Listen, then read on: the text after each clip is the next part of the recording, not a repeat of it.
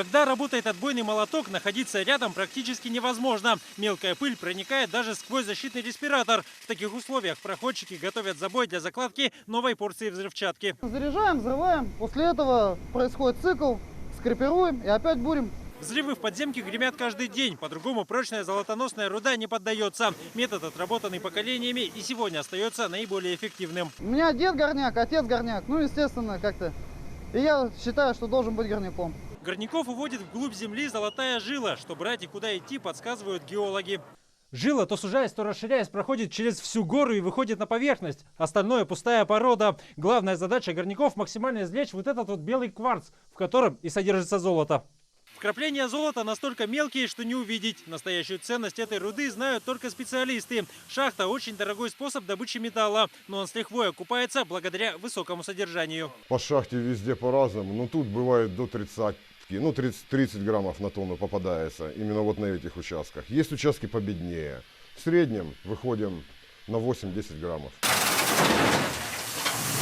Прежде чем из руды извлекут ценный металл, ей предстоит еще долгий путь. В шахте даже погрузка в вагонетке тяжелый и неудобный из-за ограниченного пространства труд. Сергей Метелев каждую смену отправляет на поверхность 5 составов полезного ископаемого. Нужно проявлять бдительность в первую очередь и соблюдать технику безопасности в первую очередь, чтобы не подвести ни товарищей, ни сам участок. Подземным способом руду добывают круглый год. Зимой ее копят для промывочного сезона. Обогатительная фабрика начнет работу только в мае, когда вскроются реки. Сейчас ремонтируют оборудование. Планируют успеть в срок, несмотря на перебои с электричеством. Напругу надо давать на столовую, чтобы продукты не замерзали, потому что еще морозы днем, это по ночам. И отопление помещения для слесарей, для ремонтной службы полностью должны отапливаться в это. Поэтому держим круглосуточно 100-киловаттный дизель. В этом году старатели рудника ставят перед собой задачу увеличить добычу золота на 75 килограммов.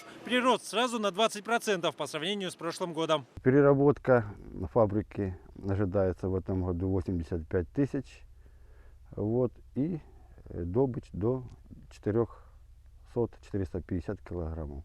Рекордных цифр планируется достигнуть за счет модернизации обогатительного оборудования. Шахтеры Югоренка уже не первый год повышают производственные показатели. Похожая ситуация и в отрасли в целом. На стороне золотодобытчиков высокая цена на металл на лондонской бирже. В прошлом году были рекордные за последнее время объем добычи, больше 25 тонн добыли. То есть это достаточно существенный объем для Республики Саха-Якутия. Ну и вообще в рамках Российской Федерации мы достаточно неплохо смотримся. Сразу 3 миллиарда рублей инвестиций осваивают металлурги Нижнего Куранаха. Деньги тратят на приобретение самосвалов и продолжение перевооружения фабрики. Эта руда одна из самых бедных в стране. Всего около грамма на тонну. Чтобы рентабельно работать, весь процесс добычи должен быть отлажен до мелочей. Мы добыли первую тонну золота. Хотелось бы отметить это по отношению к прошлому году, к объему прошлого года, где-то плюс 10%. Вот. Планы амбициозные. Я думаю, что в этом году мы все задачи, которые перед собой поставили, мы их выполним. Но настоящими искателями фарта сейчас считают старателей, добывающих рассыпное золото. Его в природе с каждым годом становится все меньше. Но даже в таких условиях крупнейший дражный флот Якутии готовится начать навигацию в полном составе. Чтобы полностью отремонтировать и подготовить к работе эту поистине гигантскую плавучую фабрику, требуется около 2 месяцев. Эта многоэтажная плавучая фабрика снизу доверху напичкана сложнейшим оборудованием. Каждую весну его полностью перебирают. Неисправное ремонтируют. Все меняется весной, осенью, все, что не надо, вырезается. Весной все это собирается обратно, заваривается, заделывается. Больше всего работы у сварщиков. Нужно укрепить корпус судна, которое несколько месяцев будет пропускать через себя грунт русла горной реки Аллах-Юнь. Делаем усиление рамы для лучшей работы во время сезона, чтобы не подвело. У каждой драги средний план добычи металла около 70 килограммов. Старатели непременно попытаются его перевыполнить. В сезоне 2016 года планируем запустить 5 драг, промыть 4 миллиона кубометров песка.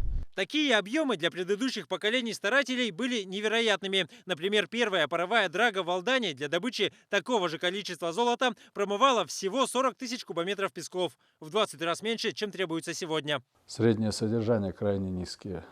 Если можно сказать, это где-то не до 1 миллиона кубометров в год промывает каждая драга. Вот, а золото где-то в пределах 90-100 с небольшим килограмм. Это очень тяжелая работа. Чтобы работать рентабельно, нужно все время мыть пески и не останавливаться ни на один день для ремонта. Экипаж каждой драги пытается начать сезон как можно раньше и закончить поздней осенью. Для этого оттаивают вечную мерзлоту и заранее очищают котлованы ото льда. Мы дадим металл, который окупится. Окупит и драгу, окупит участок целиком, ну и артели принесет прибыль. В этом году экипаж 149-й драги планирует начать мыть пески уже 15 мая, что на 10 дней раньше привычных сроков. В Якутии каждый старатель за сезон в среднем добывает 2,5 килограмма золота. И несмотря на то, что металла в природе становится все меньше, его и дальше будут стараться извлекать непременно с ростом по отношению к прошлому году. Ведь от выполнения плана зависит благополучие около 10 тысяч семей. Дмитрий Макаров, Владимир Рымаков, Вести, Усть-Майский и Алданские районы.